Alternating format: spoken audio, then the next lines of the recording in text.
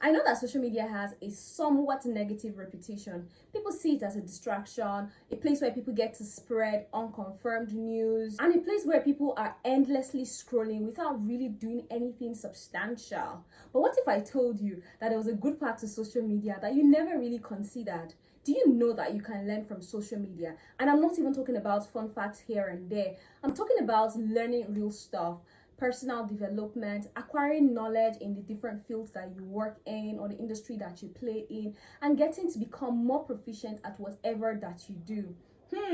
It sounds untrue, right? So in this video, I'm going to be talking about 3 ways that you can actually utilize social media for your good. And I'm talking about how to learn on social media. Yes, you can learn on social media. So stick with me here if this sounds like something you would like to know more about. By the way, my name is Chioma Otie. I almost forgot to introduce myself. If you're new to this channel, you're welcome. My name is Chioma Otie, and it's good to have you here on Youth Quake with Chioma, where we get to talk about everything youth under the sun.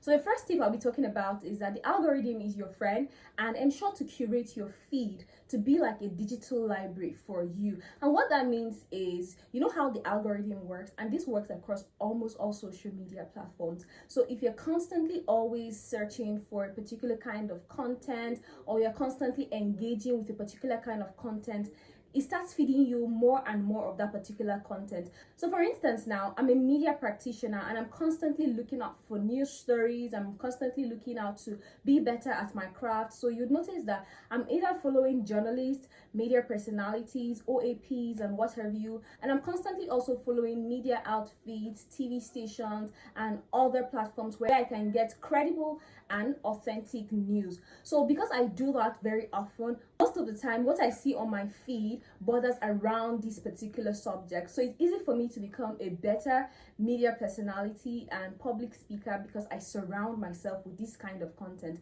So if, for instance, you are a chef and you want to be better at your culinary skills, then you should be following other chefs, culinary schools, and what have you, so that you get better and stay up to date on the trends in your industry.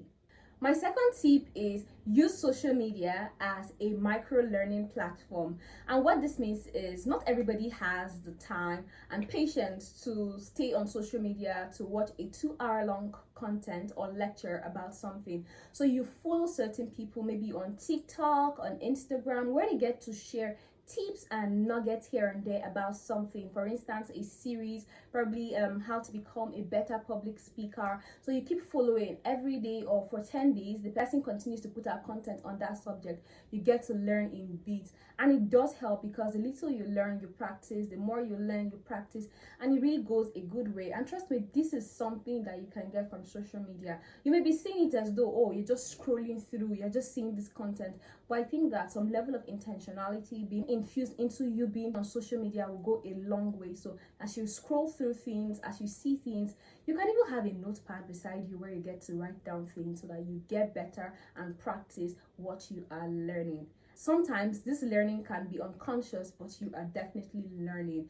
And my third tip is for you to engage and learn more on social media. So yes, I know it's very easy for you to see content that you love so much. You probably just double tap to like, you probably just save it, that you get to watch it in the future. How about you actually engage with this content? Probably ask questions in the comment section and have your questions answered. That is more like having a short course on social media, because people are always willing to share, at least for the basic level, before they go on to start having paid courses and paid content. So I think that is another good way for you to learn. Engage, ask questions, join live sessions, ask questions during the lives or webinars. I'm sure that you would learn a lot. I just thought to talk about this because I have personally learned a lot from social media, and it doesn't end there. So whatever it is that you learn on social media, whether it's a new word, whether it's the concept of something, a history, you can further read about it and become better at understanding what that is. So I'd say again that social media is not totally a bad thing. It just depends on how you use it. So I'm urging you from today onward, use social media well. Trust me, social media is a very underrated university. There's so much to learn if you are intentional about learning. So that's it for this video. I hope you got to learn a thing or two from my 3 tips, and I hope that you get to implement them as well. That's it for this video. I just wanted to keep it short and straight to the point. If you're new to the channel and you haven't subscribed yet, please ensure to subscribe to this channel, like this video if you like it, share it to that friend that need to see it, and leave me comments if you have any. That's going to be it for this video. I hope to see you in the next one. Thank you and bye.